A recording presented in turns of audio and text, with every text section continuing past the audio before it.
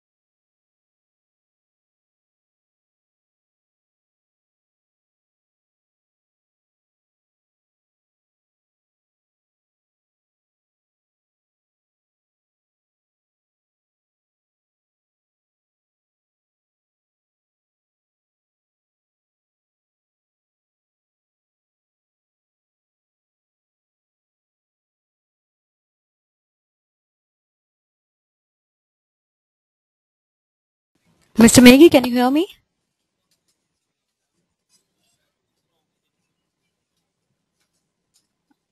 Mr. Meghi, can you hear me? I think there's some audio problem. Please fix it.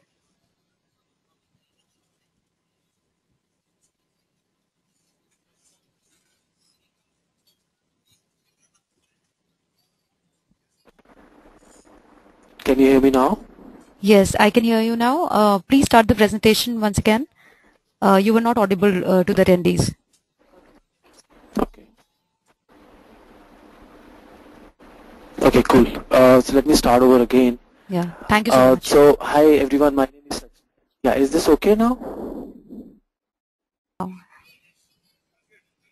It's fine now. Please go Okay. ahead. So yeah, so hi everyone, this is Sachin Mengi. I'll start over again. So this presentation is about, in-memory data grids. This is a new market space which has come into the industry. There are a bunch of products which have been rolled out by various high, medium, low profile of companies, and this presentation will talk about, why we need in-memory data grids, what are the benefits they offer, and in the end we'll also show you a working demo of one of the in-memory data grids product.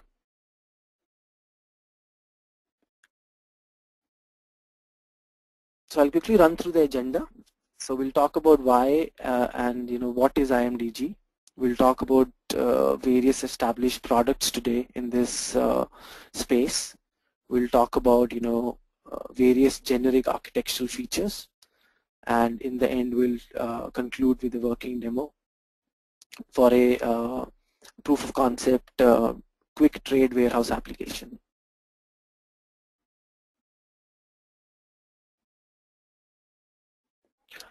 Okay, so to talk about why IMDG has come into the space, Java space today, is because of the limitations we have with traditional databases today. We all have used Oracle, DB2, SQL Server, these kind of relational databases today. They have been doing good job so far.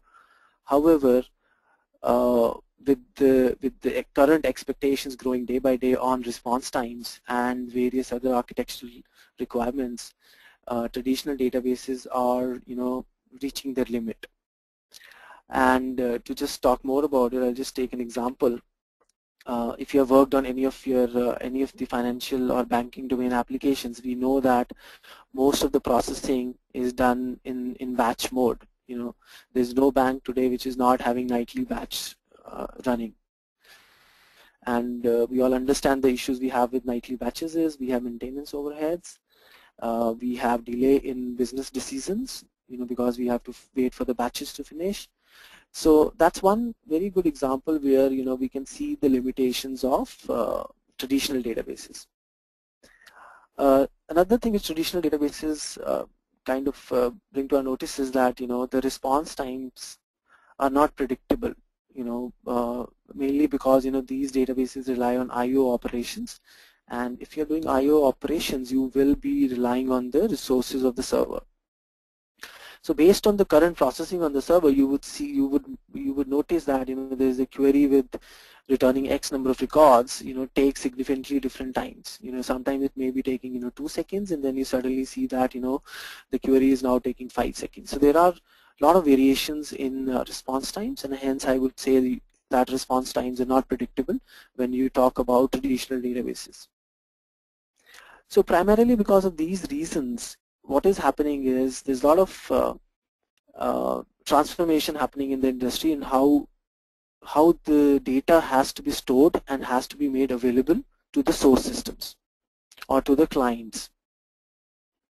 And primarily because of these reasons, there's a separate product segment which has come up, which is called in-memory data grids. And in my next slide, I'll talk about what is in-memory data grid.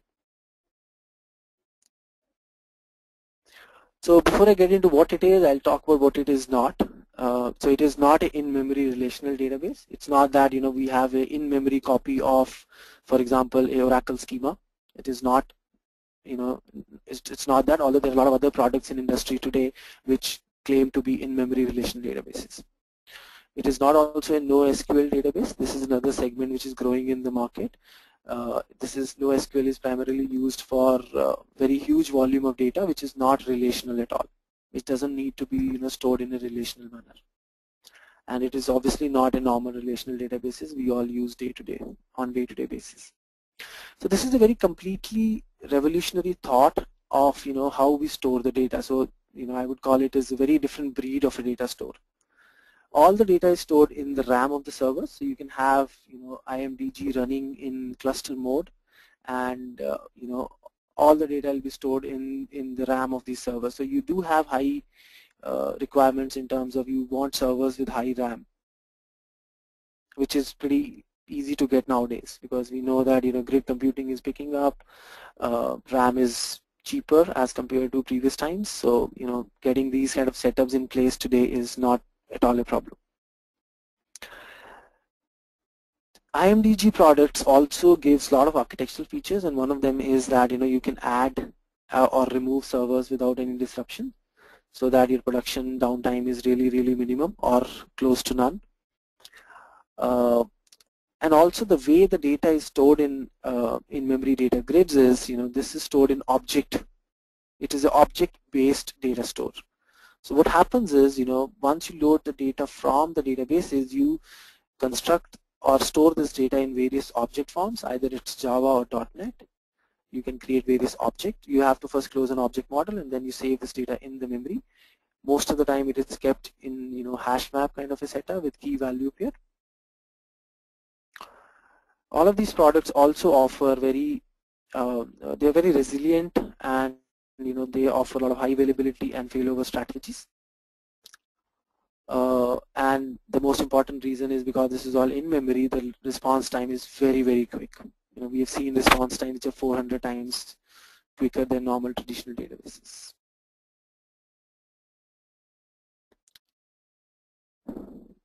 So far I've talked about why IMDG, why there is a need for IMDG, and I've also talked at high level about what IMDG is all about.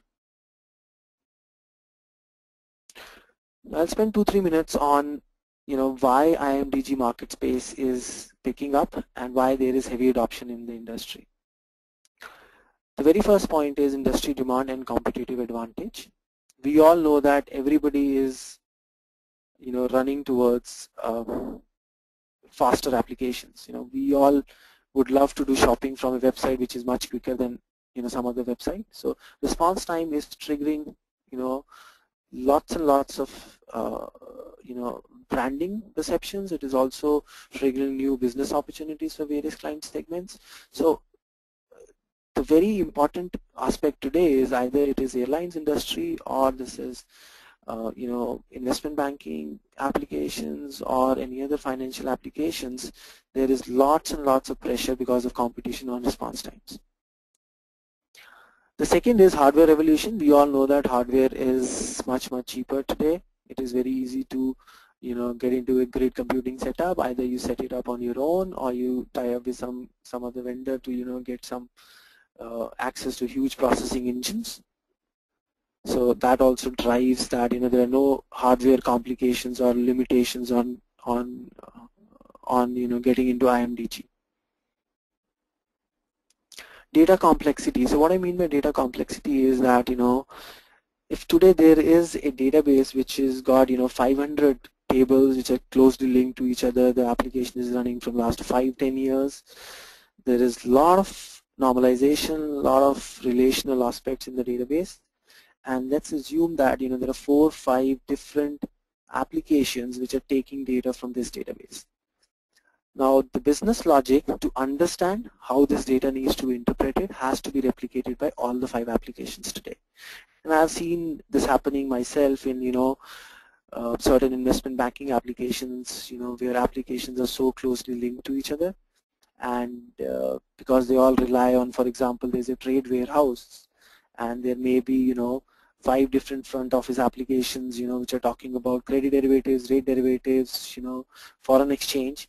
So how do you interpret that data for yourself has to be replicated on all of these 5 applications. So it kind of makes it a maintenance overhead and over the time it becomes very complex to manage and keep track. Bringing in IMDG in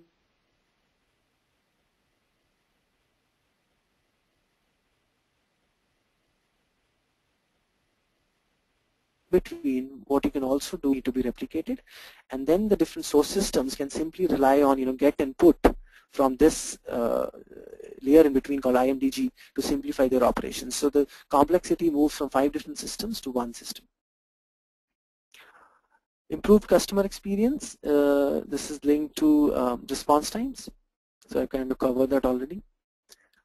And cloud computing is also IMDG products support cloud computing, so they can be installed on clouds and take full potential of the cloud utilization.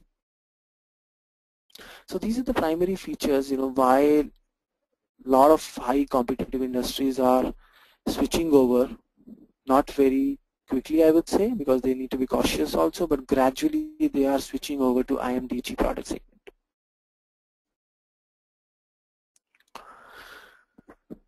So just a few high-level points on, let's say that you've decided to use IMDG, so what should be your approach? Very high-level, 10,000 feet above 4 points I want to share. Obviously, you've closed on the IMDG product you want to use. The very first point is you need to first close on your deployment strategy. If you have business which is across country, across various countries, across different sites, you need to get into a deployment model strategy workshops to understand that whether you want it to be a single node setup or a cluster setup or a multi-site setup, and which is very true for any traditional database logic also. If you were using Oracle, you may want to go for replication replicated Oracle instances. Similarly for IMDG also, you'll have to make some deployment choices as the first thing. The second thing is, based on your data model, obviously you have existing data model in place. Based on your data model and based on what kind of queries you expect various source systems to make on your IMDG layer, you have to close on the object model. Because as I mentioned before, IMDG stores the data in form of objects. So you need to first close on, and there can be different strategies that one table can map to one object, or you may have logical set of tables which is mapping to one object. So you need to get into these kind of business conversations to understand what kind of object model would you introduce in your in-memory data grid. The third thing is, you need to also talk about the data distribution strategy, because let's assume that you have it running in cluster mode. You don't want all the data to be available on all the sites or all the nodes.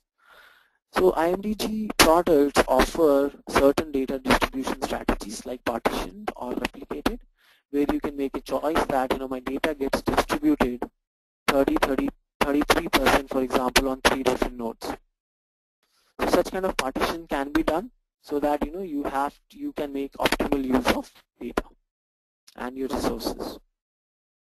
So once you've made these 3 big architectural decisions, then you can get on to implement your application code and configurations for your respective IMDG product you've picked up.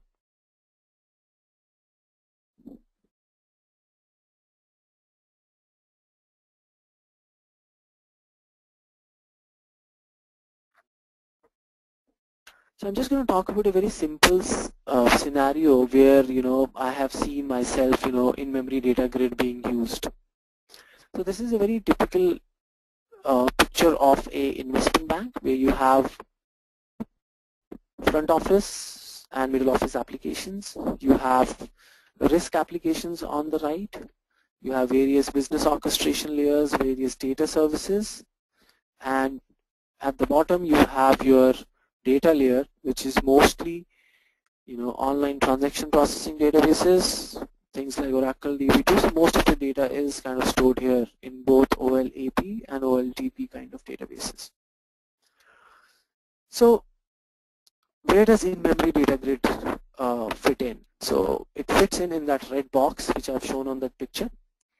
And what can happen is that you will have to implement certain data loaders in your IMDG, which will pick up the data from the database and make it available in memory in the decided object forms.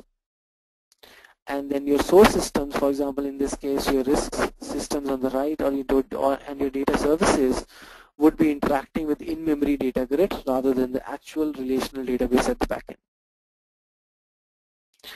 So this is a very sample scenario where in-memory data grid can make lots and lots of differences in how your systems behave and respond.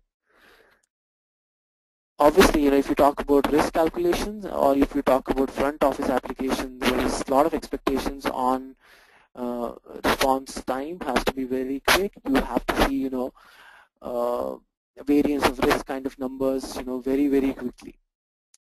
So having your data available in memory increases all this processing many folds and benefits the business.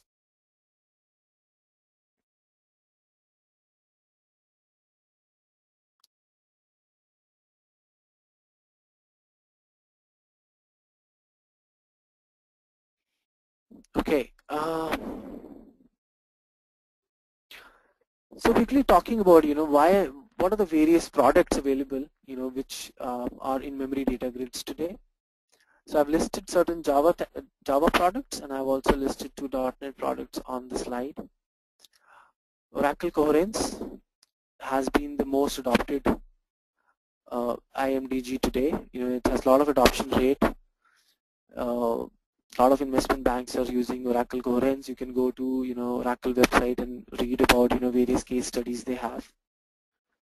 The latest in the stack is VMware Gemfire. They also offer a lot of benefits and a lot of advanced features on IMDG. Then we got Gigaspace's XAP. We have Hazelcast. We have IBM Extreme Scale, Terracotta Enterprise Suite, JBoss InfiniSpan. And on the .NET side, we have Scale-Out State Server and Apache Soft Encache. So these are the primarily, top-notch established products today in memory data grid space, and they have, good adoptions. They give a lot of, obviously some of these products, beat others in certain architectural features, and some are better in, other set of architectural features. But yes, this is the IMDG product space today, which is very prevalent and getting adopted in industries like finance, industries like airlines, industries like investment banking.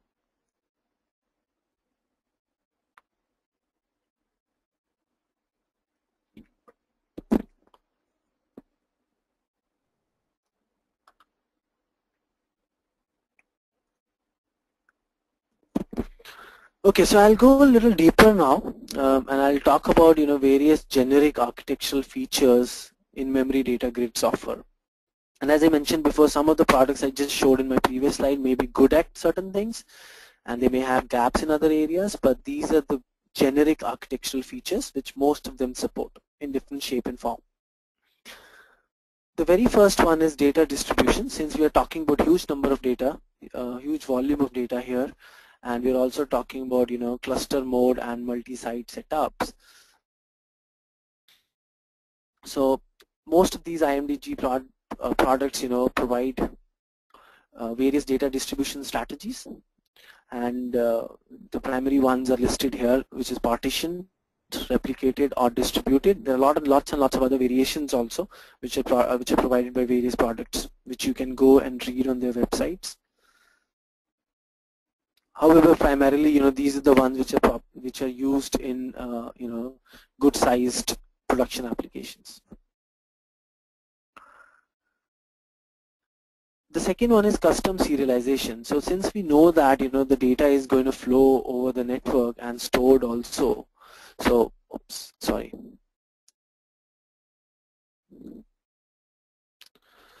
the second one is serialization. So we know that the custom serialization, for example, something which Java offers is pretty good. It's been working for quite some time now. However, given the emphasis on response time here, a lot of these product companies have come up with their own custom serialization mechanisms. For example, Coherence offers, POF serialization, which is much faster than Java. The normal Java serialization. Gemfire offers, PDX serialization, which is its own custom serialization mechanisms. So they give you an option to either use the native serialization mechanism or you opt for the product-based serialization mechanism. The third one is on data querying. So once the data is loaded in memory data grid, how would this data be queried? So most of these applications or products give support for object query language, which is very similar to SQL query, and it makes the client applications very easy to implement, because you can, OQL is very famous today, very highly adopted in various applications, and on your client side you can use OQL to fetch data from the in-memory data grid. There's one more beautiful feature which IMDG offers, which is called continuous queries. And basically continuous query is that you may have a situation where you're filing a query which is going to return you lots and lots of information, maybe close to 1 million records. And by the time you're getting this information, it may happen that your data set has become stale. You may have, some other application may have added 10,000 more entries which fits into the criteria of that query. So what happens in a normal situation is you'll end up getting 1 million queries, 1 million records in your result set. However, if you talk about the current snapshot of the database, you actually have 10,000 extra records which you missed in your query execution. So what happens in continuous queries is that there is the event-based mechanism where anything which update operations you make onto the database, some events are generated, and the events kind of call about any set of records which got deleted or any set of records which got inserted which fits into your query, and they are also adjusted before you get the results back. So this is a very beautiful concept today, which kind of says that there is zero latency when you are executing a high volume query. So IMDG products in general offer support for continuous queries also.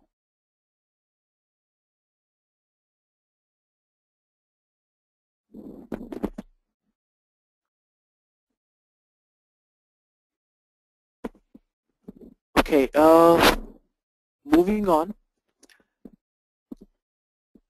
The most important problem people get into is when they're using in-memory data grids is that since all the data has to be in the memory, normally what happens is your server startup time or load time is very high.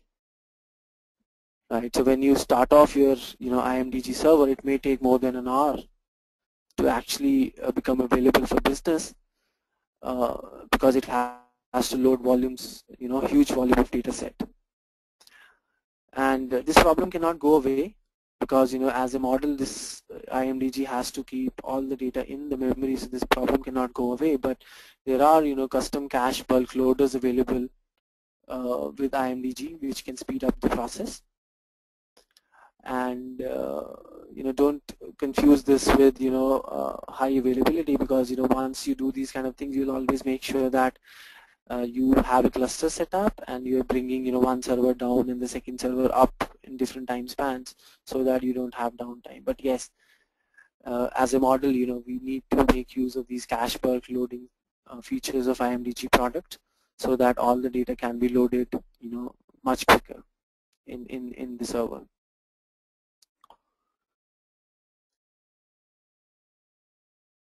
The next one is data co-location.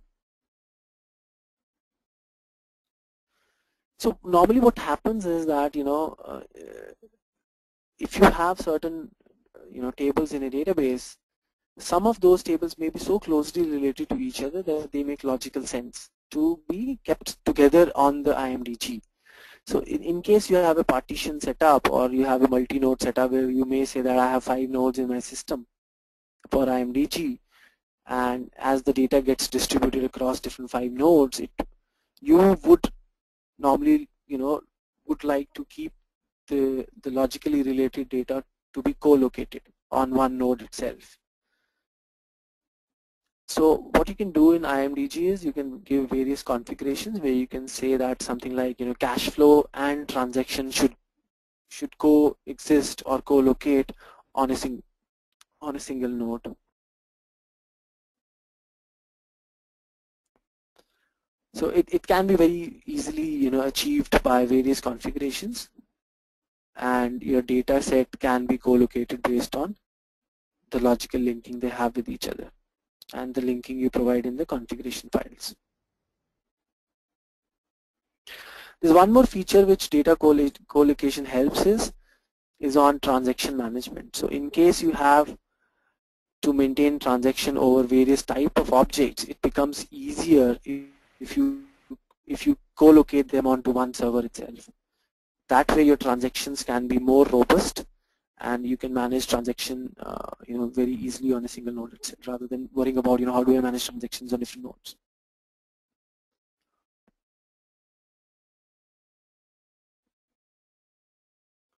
The next one is cache event listeners, and this is very similar to if you have used database triggers. What you can do is you can attach certain messaging infrastructure to your triggers, and in case any database row is getting updated, deleted or created, your triggers can create certain events which you can read and do certain processing. And this is a very similar feature. In case, the only difference is in this case we are talking about in-memory data grid. So in case any data is updated in the in-memory data grid or updated, created, deleted, in-memory data grid also has a feature to create events. You can write listeners to these events so that you can do certain processing based on it. And yeah, that's pretty much it. Is very similar to your database trigger based events.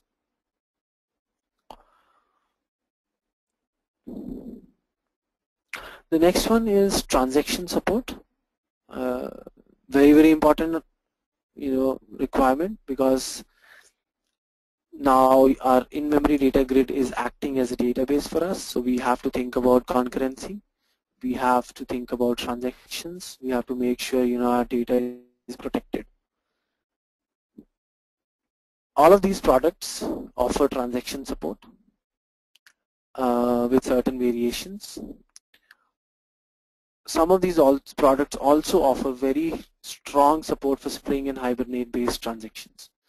So in case you decide to load your in-memory data grid using Spring and Hibernate, what you can do is make use of Spring and Hibernate transactions itself in your data grid to make sure you have data consistency and transaction support. For example, Gigaspace is a very good product which gives a lot of support for Spring and Hibernate.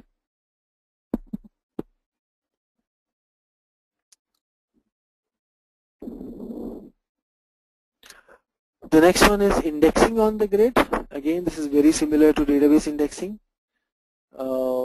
Based on your object model, on how you plan to store this information in the memory in IMDG, you can also decide on certain kind of objects you want certain indexes to be in place.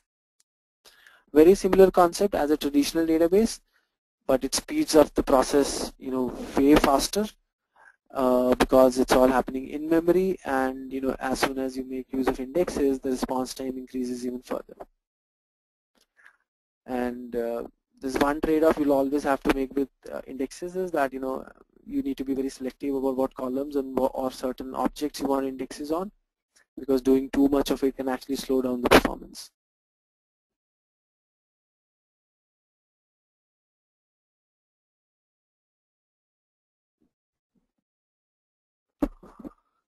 Okay, the next is failover and high availability.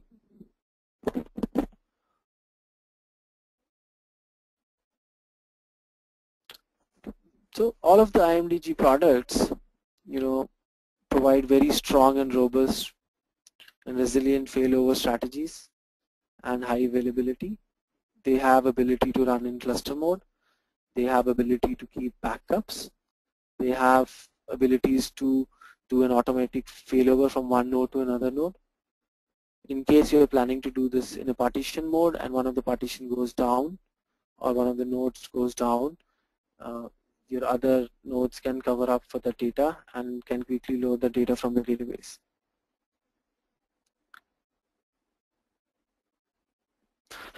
So in all, based of its, cluster support and high and automatic features of failover, these products are very, very highly available, make your applications very, very highly available. The last architectural feature is authentication.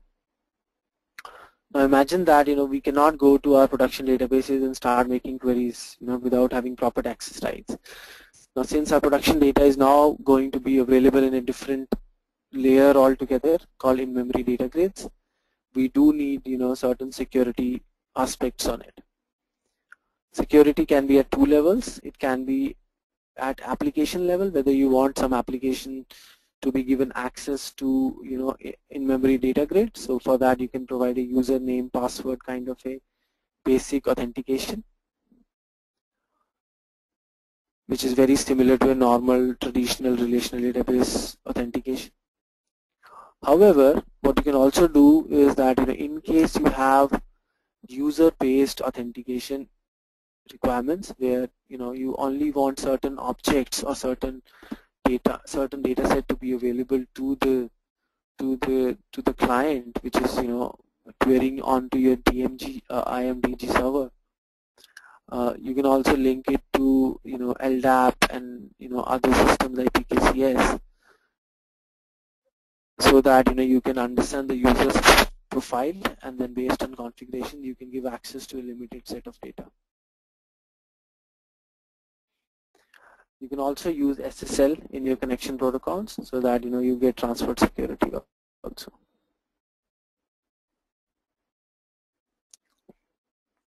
So these are the various architectural features. I'll just do a quick recap just as a heading. So we talked about data distribution, how data can be distributed across different nodes. We talked about custom serialization to make the response time even more quicker.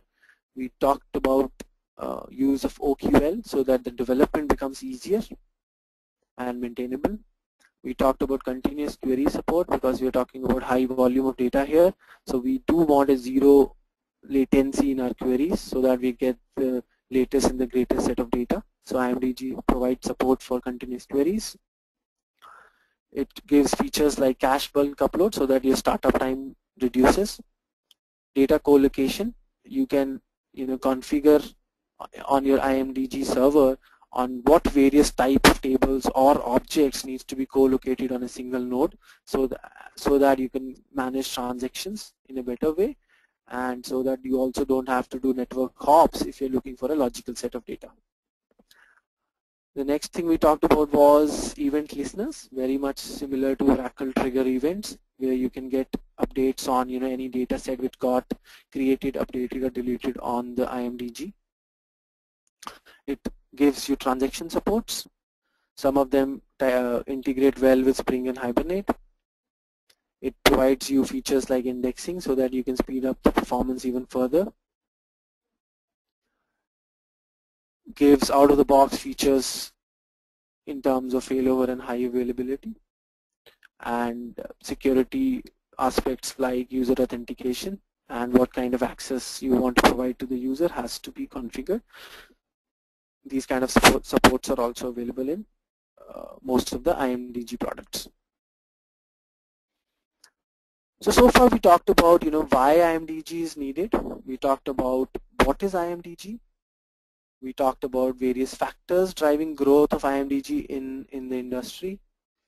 We talked about a sample scenario where I showed you a typical investment bank application stack with front-end application, risk application databases, and how IMDG fits in between.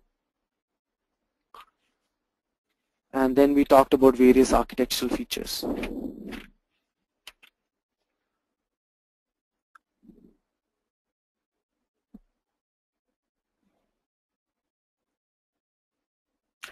So that pretty much covers the presentation part I had to talk about. So I'll just move on to the working demo, and I have a few more slides to just give more overview about this application itself. So what we did was we built a very proof of concept kind of application called Quick Trade Warehouse, which is using Oracle as a database, and as IMDG we've selected Gemfire. And since this is a proof of concept application, we have implemented a very thin client JMX based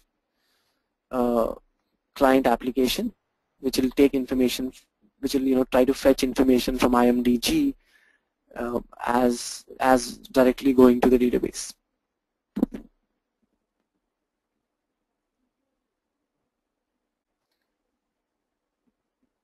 So for the quick trade warehouse application, this is the data model. So we have our main entities so we have a lot of static tables here, something like party. We have a party table. We have a party table which stores list of various parties and counterparties and brokers. We have currency.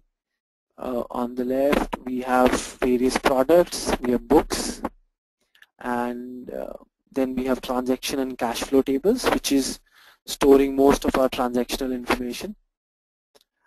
At the bottom, we have parent-child relationship to keep specific information related to specific product of a transaction. For example, we have foreign FX details, which is mainly for FX kind of transactions. We have interest rate derivative, which is IRD detail.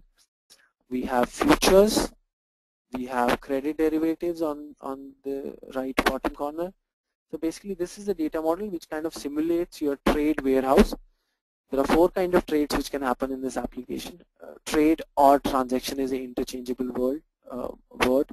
So yeah, so we can have 4 kinds of different products in this trade warehouse.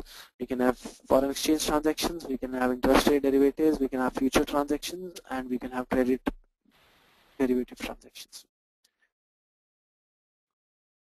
And this is a very typical setup of a I wouldn't call it investment bank application because they're much bigger and complex, but as a proof of concept, this is a very nice snapshot of a trade warehouse kind of an application.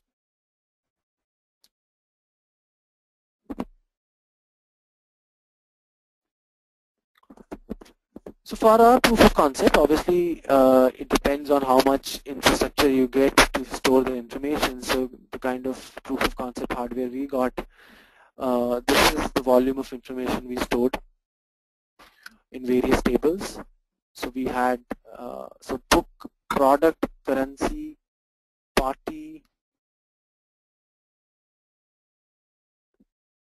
So the top 4 tables are static tables. They hold a lot of static information, and the bottom 4 tables store most of the transaction information. So we had around 800k transactions or trades, and then every trade has multiple cash flows. So we had around 2.4 million cash flows in the system.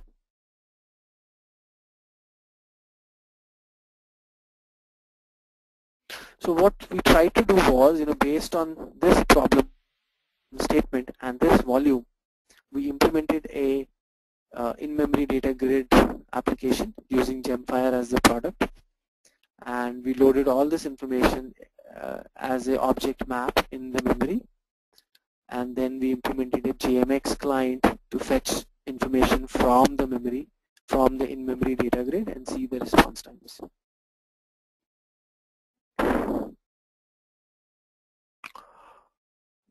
This is how the information is stored. The very first column talks about the physical data table name. The second column talks about how this information got stored in IMDG dataset. Different products call it regions, different products call it caches, spaces, every product has a different nomenclature for it, but we're just calling it IMDG dataset. Most of our static table have one-to-one mapping,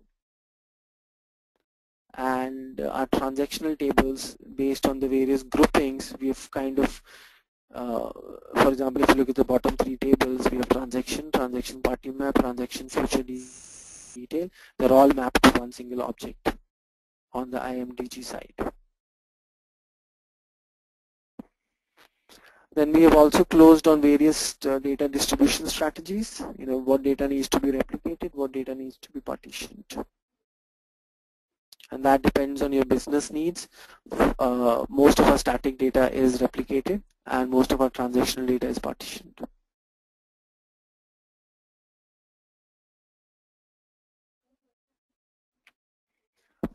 This is how the physical setup of the demo application is. If you look at the bottom box, we have Oracle database. We have 3 nodes of IMDG running in partitioned and replicated mode. And we have a JMX client on the top, which is going to fire certain queries onto the IMDG to fetch data sets.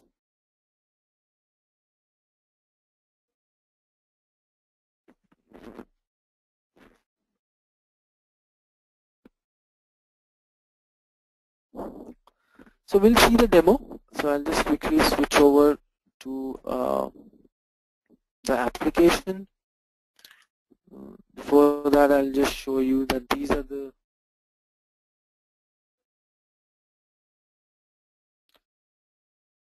various 3 servers we've got, where our IMDG is running in a 3-node setup. And as I showed in the slides, that most of our static data is replicated, which means it exists on all the nodes, and our transaction data is partitioned. So you can assume that your data is logically divided onto the 3 boxes in a 33% ratio.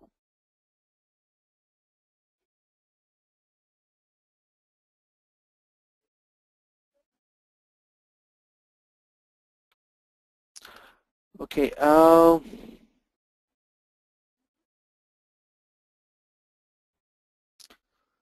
So this is the JMX thin client we have, which is exposing, certain methods. And as I click on these methods, it will go and make a OQL fetch onto the in-memory data grid and get the information. Before I do that, I just want to see various cache counts so that I kind of can do a tally of whether all my objects got loaded into the IMDG or not. So if I go back to the presentation, and if I just go to a previous slide, then this is the volume set I had. And if you look at the left hand side JMX page, I have around 800k cache transactions. I can see that I have 800k transactions in the data volumes in the database also. Similarly, you can tally book, product, currency, party, count of cash flows, count of transactions, count of transaction party. So all that information is now loaded in the cache, in memory data grid cache itself.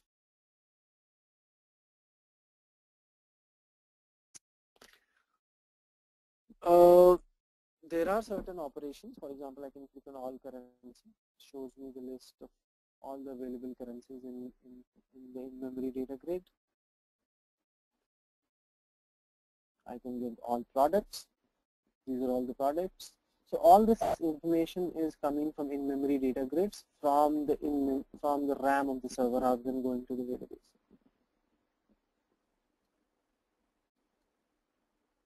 I'm just going to click on a little heavier method now.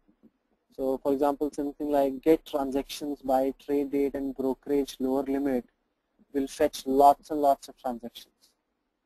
So I'm just going to go to the logs, and also we'll see that how much is the response time we get for it based on the volume we return. So I have set up the brokerage lower limit to be 10,000 USD. I've given a date based on the data set I have.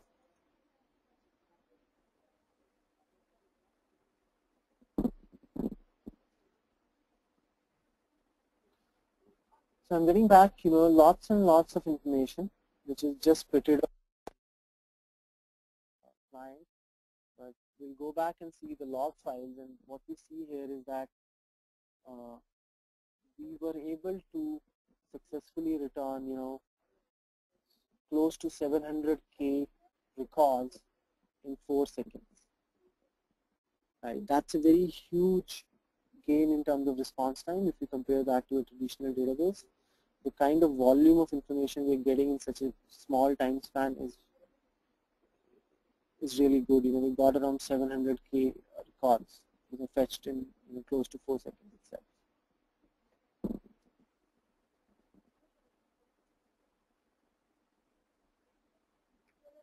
And there are a lot of various other queries we've implemented. The key here is that, based on your business needs, you'll have to close on what kind of object model you want in your in-memory data array. And based on that object model, you'll have to expose, certain methods or APIs so that, information can be fetched by various clients.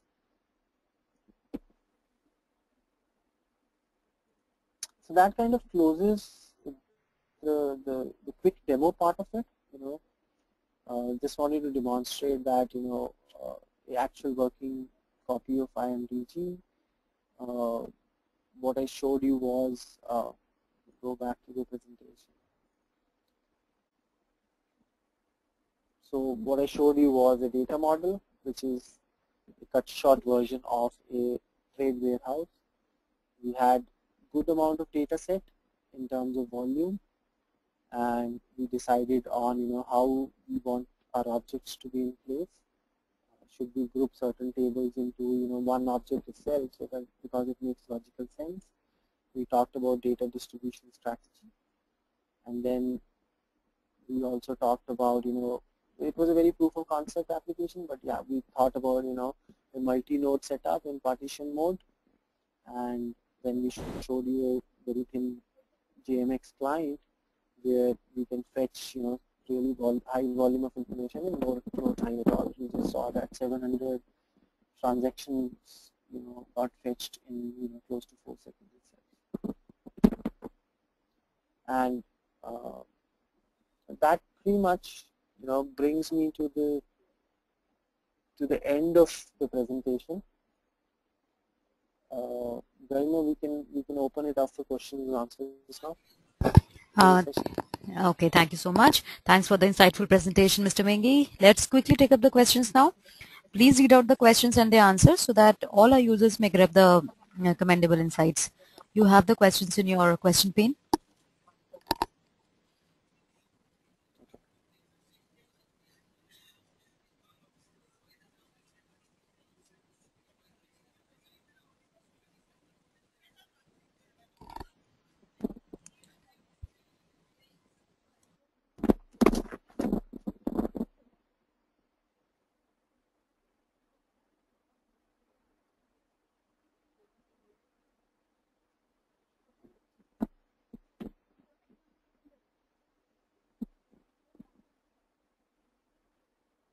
Okay, yeah, I can see them. So I'll just quickly go through the list.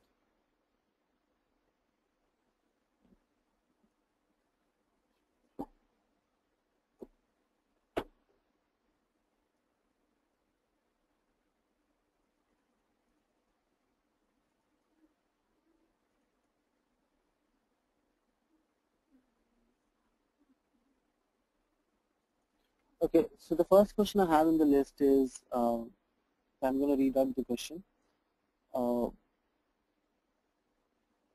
Isn't switching over to IMDG a costly option for businesses, considering the cost pressures they're facing as they have an established landscape, which will have to be redesigned if it weren't to be implemented in IMDG?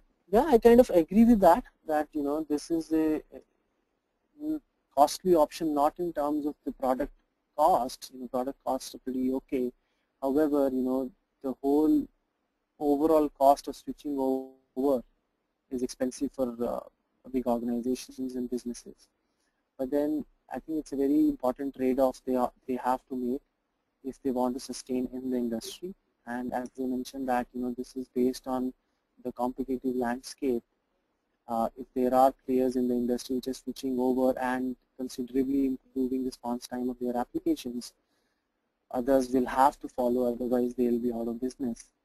So, and personally, I've started seeing that this trend has started to pick up. I cannot name, various organizations, but the process has begun, and I can say from my experience that big organizations, big investment banks are switching over. They've already started the process.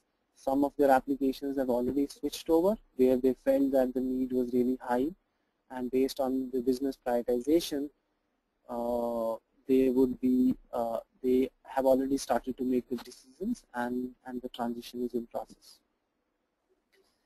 Personally, I know of 3 or 4 big IB banks who have picked up uh, products from the list I showed in one of my slides, and they also have IMDG, which is running in production modes to cater to certain businesses.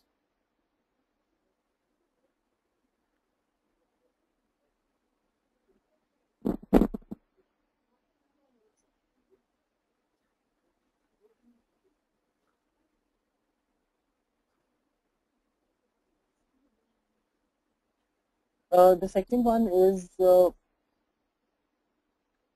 about SAP HANA? Is it not IMDG? So I personally haven't worked on it, but based on the information I know that it is also one of the latest products, which is IMDG as a concept. But I haven't heard too much of or too many of success stories or adoption. Yeah. So based on the kind of exposure I have, the products I listed in one of my slides were the products which are mostly picked up in the industry today. But yes, I can certainly do some more digging on SAP HANA and get back to the group on that. But this is not something I personally have exposure on. The next one is IMDG a caching framework? You can call it a caching framework, but it is a very, very advanced caching framework. It gives, you cannot really compare that to something like cache or Hibernate caches we had, because these are there in the industry to replace your traditional databases. Today, they do have reliance on traditional databases because most of our database is there. But however, in case you are creating new businesses tomorrow, we can get into debates about whether we should pick up traditional databases at all and just rely on in-memory data grades, because these in-memory data grades also offers a lot of backup options in case you have some disaster happening. Obviously your disaster recovery processes needs to help you out, but still there is a lot of backup options where you can store this information onto the disks and later come back into business. So I would say that the whole idea or the concept evolved from the typical caching frameworks, but what we're talking here is not to just cache certain highly needed information or information which is very frequently used. We're talking about the entire data set in the memory itself. The next one is, what is the best strategy for serialization? I'll try to link it to the IMDG serialization feature I showed. Based on my experience, people and various architects and developers most of the time use the custom serializer provided by the product vendor. Personally, I have seen 400 times increase where Java serialization was used and we switched over to PO off serialization in coherence. There was a significant increase in the process in the response time just because we decided to use the custom serializer.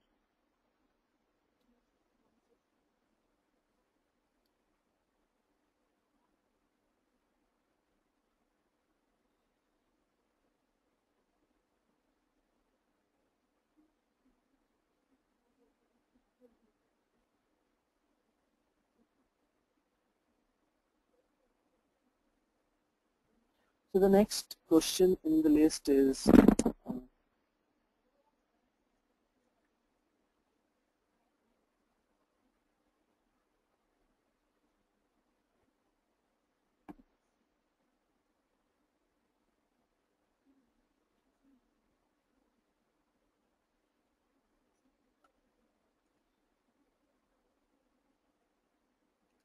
are a lot of related questions I have in the list, which is isn't IMDG an extension of dynamic caching? There was another one which said, how is it different from other products like Memcache? And I think I kind of answered that in the previous question itself, that the whole concept and idea did evolve from normal caching frameworks we had. But the difference here is we're talking about replacing our basic data store. That is the fundamental difference here. We are all, stuck and, in our minds also kind of glued to keeping data on the disk because we feel it's safe, it can be backed up.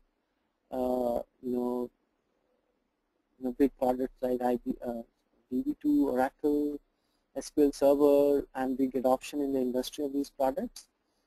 These all kind of concepts, make kind of scare us from using, in-memory concepts. But as the business is growing and lots of new products which are coming out, there are very good backup strategies which IMDG offers, failover strategies, high availability.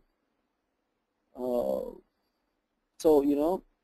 we have the way this industry is, moving ahead.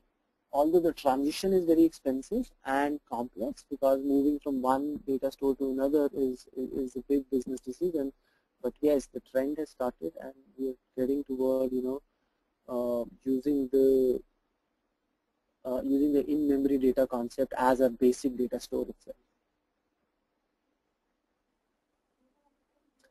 Can it handle, so the next question is, can it handle large data, say for telecom or banking needs? So the answer to that is yes. It's a very scalable model, because, as I mentioned, the way this is structured and the kind of data distribution strategies they offer, you can have huge number of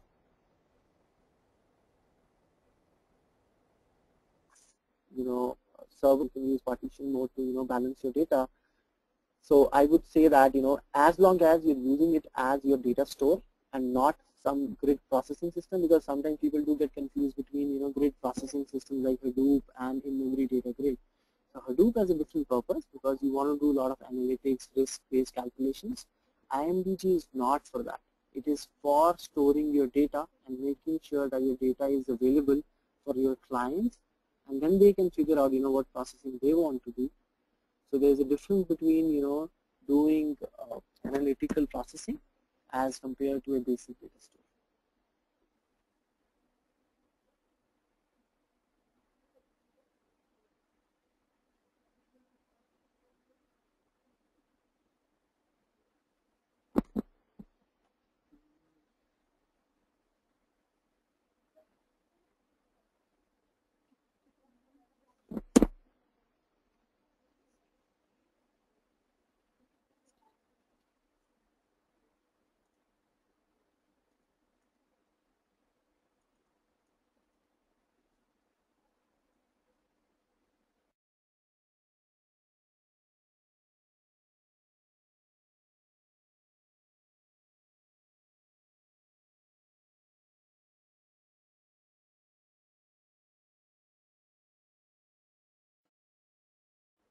Okay, the next question in the list is around latency.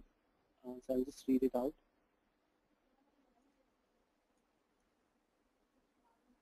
What would be the range of latency for transferring the data across clusters if we go for a distributed data grid? So the so basically the idea of latency is based on your network, because if you're going for a distributed data grid, the latency would normally be driven by your network, because as a concept, in-memory data grid gives you information from from the fastest memory available in your server. So you cannot have latency based on your IO operations. The latency would be based on your organizational network, how the network is structured, and how the what kind of WAN LAN setups you've got in the system. So as such, in-memory data grids does not have any concept of latency because everything is coming from the memory.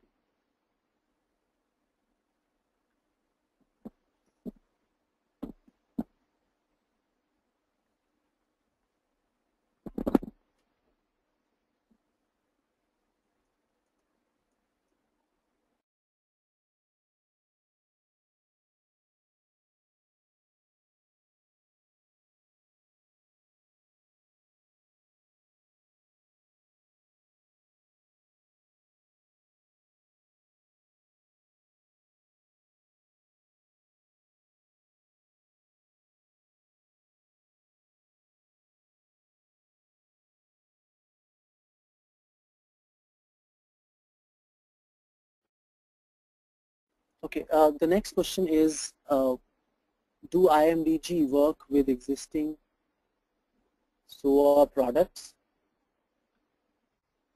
available, or do I have to procure new products? So from our experience, obviously it depends on which IMDG product you have picked up and what kind of support they offer. But in general, IMDG is highly integrated with grid setups and your source services, because they are SOA in nature, uh, kind of work. So from my experience, I would say that it will, your existing SOA products available should be good enough for it, unless and until you go for a very specific IMDG product. But most of the common ones do support it.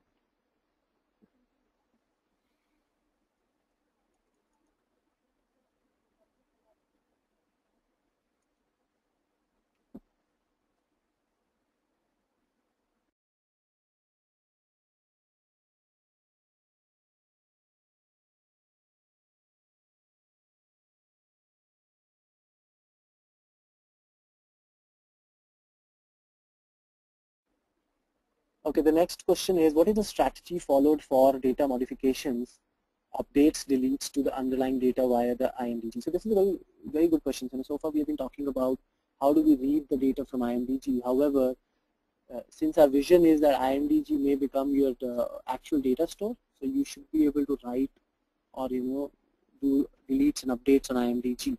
So so these IMDG products do offer various strategies, and I'll just name them. Getting into the details, would be a longer topic in itself, but I would just name the various strategies available: write through and write behind. So there are two different strategies which are mostly available by these products, and if you want to know more about them, there are various links available. I can also share them off. But yes, these products do offer updates and deletes kind of features that you can write onto the caches. As I talked about the transactions also, they do offer transactions on top of these operations. And in terms of transactions also, they as I mentioned, for something like Google Space, they offer very good support for Spring and Hibernate also.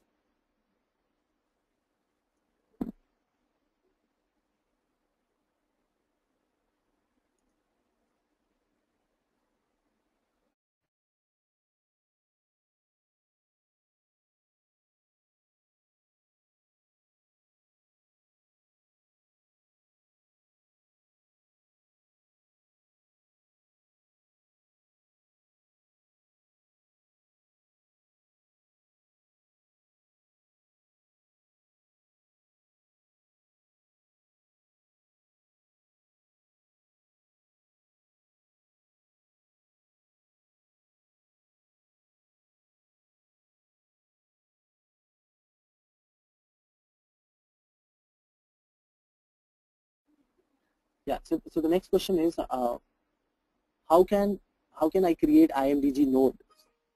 So let me try to infer some meaning out of this question. So basically, let's assume that we have IMDG running on 3 nodes supports in production, and we've decided that we want to go for another node because we feel that the data is growing over time, and rather than going for a 33%, we want to go for 25% on each node. So it's a very simple exercise. Uh, Most of these products do offer, obviously you need to install IMDG on that fourth box. You have to make sure your IMDG code is deployed. Everything else in terms of data distribution is managed through configurations. So you'll have to change your configuration files to say that what objects or what kind of information goes where, and your partition strategy, and what is your partition strategy, basically what objects go where and what percentage of data goes in each of your partition node.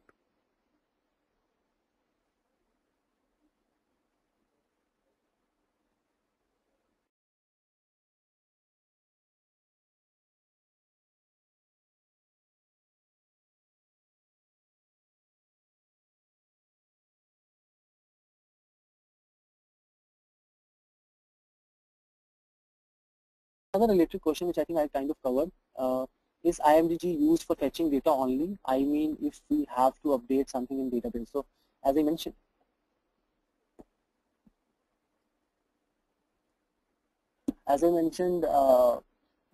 they do offer support for write operations, and as I covered in my one of the architecture features, the transaction support they offer. So IMDG is used for both the purposes, fetching as well as writing to the writing back into the in-memory data grid, and then that information can also go back to the database also.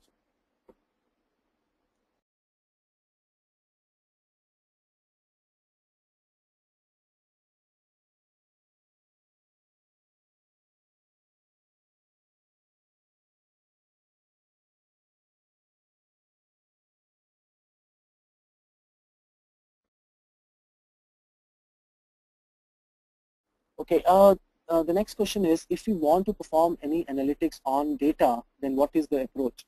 So as I mentioned that, the whole purpose of IMDG is not to perform analytics. For that you'll have to go for a different set of products. For example, Hadoop, as I mentioned, for your risk calculations.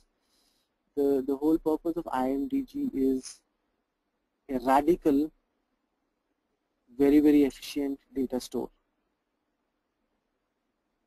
So in case, for example, if you wanted to do certain analytics operations and your underlying data store was Oracle, you won't do your analytics on Oracle. You'll have to go and set up another grid farm to do your analytics, which is very similar here also. Now your primary data store is in memory data grid. If you want to do certain analytics, you'll have to make sure you have a separate farm setup, have separate products, things like Hadoop, to do certain analytics operations for you.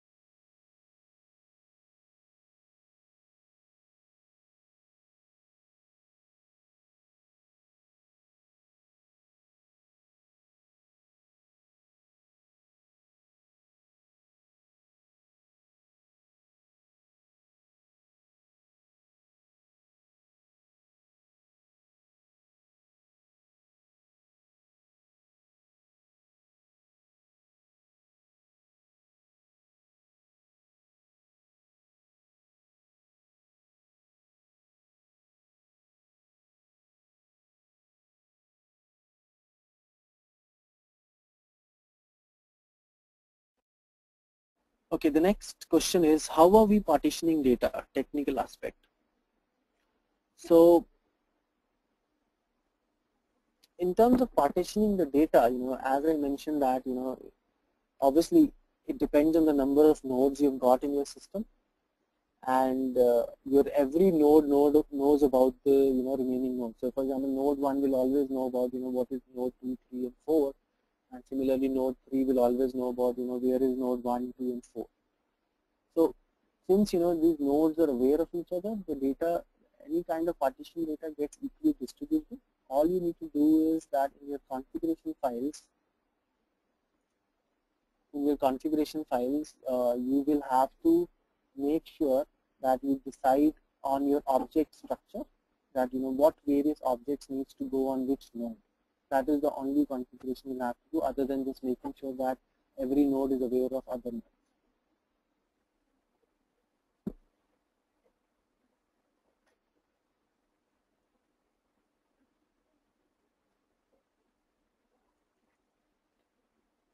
Okay, the next question I have is,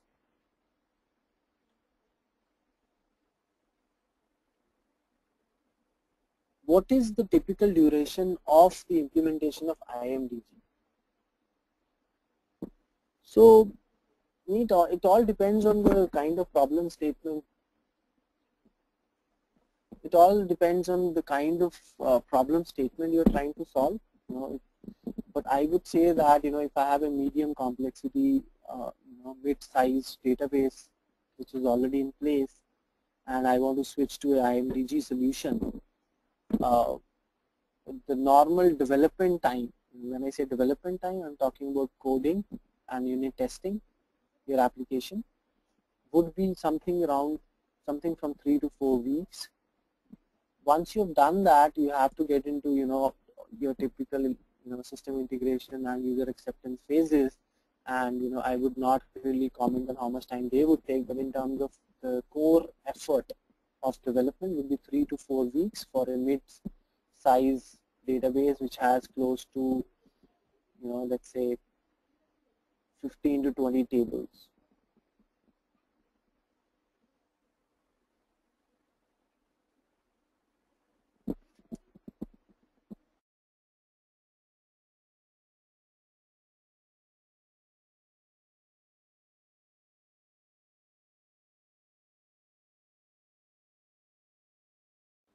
So the next question I have is, how exactly the object communicates inside the grid. So I'll make 2 points here.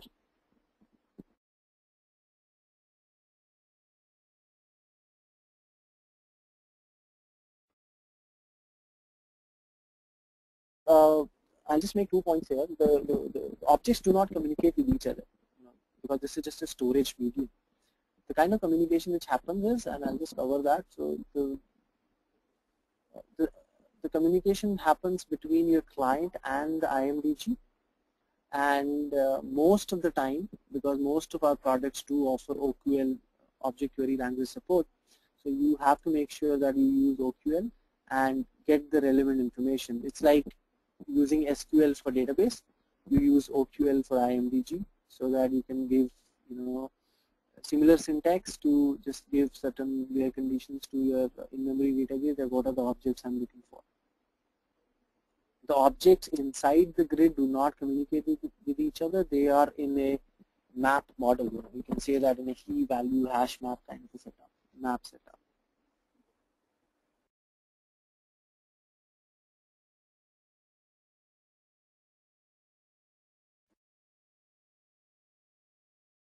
The next question is that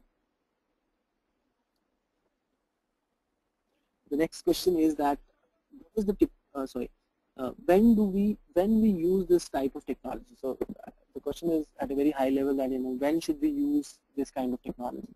So let's say you have major performance problems in your application, and obviously I'm not talking about a very new development project. I'm talking about some applications which are already running in production for 3-4 years now. Very crucial applications. Business does not want to go into rewriting that application, but need some quick fixes. And in that application, you're facing big time response problems. You have done all the things you could do with your DBA to improve the processing of your database. You have implemented caching at various layers in your application to improve the application, to improve the application behavior. I'm talking about caches like normal EH cache or Hibernate caches, etc.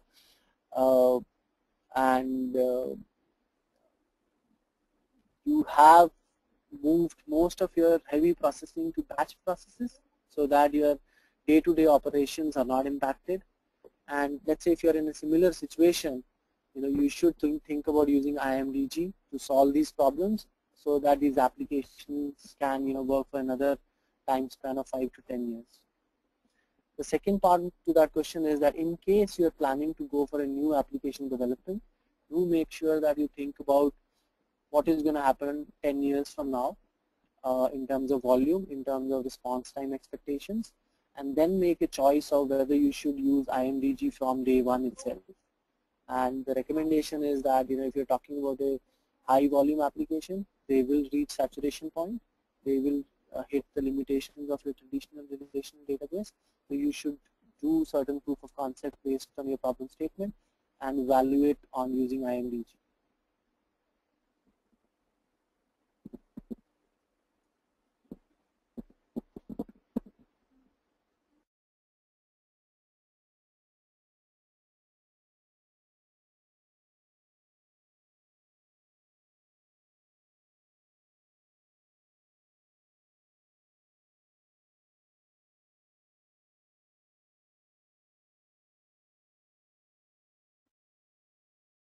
Okay, the next is how we are avoiding deadlock issues in IMDG.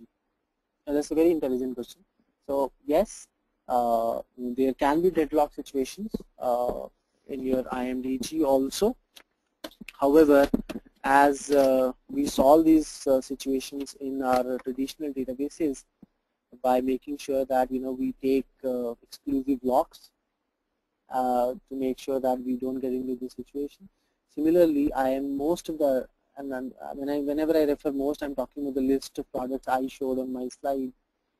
These products do offer locking mechanism. So they have exposed APIs like lock, unlock as part of their transaction management support also. So when you are, it all depends on how you're doing your processing. You need to make sure that you take proper locks on various set of objects so that you avoid these situations. It's very similar to how we handle that in database. The similar features are also available in IMDG.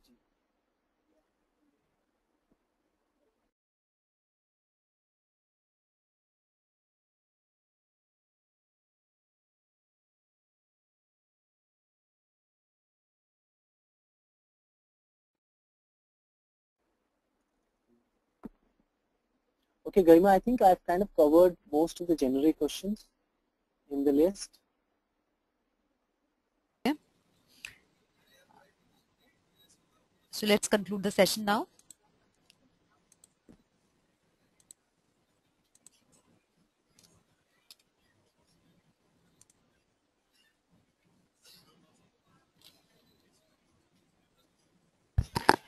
Thank Mr. Menge for your session on in-memory data grid technologies, the perspective. It was indeed a great session. I would also like to thank all our participants for their support in making this webinar a success. The recording of the webinar will be available on techgeek.com by tomorrow. Thank you all for attending the session. Thank you so much.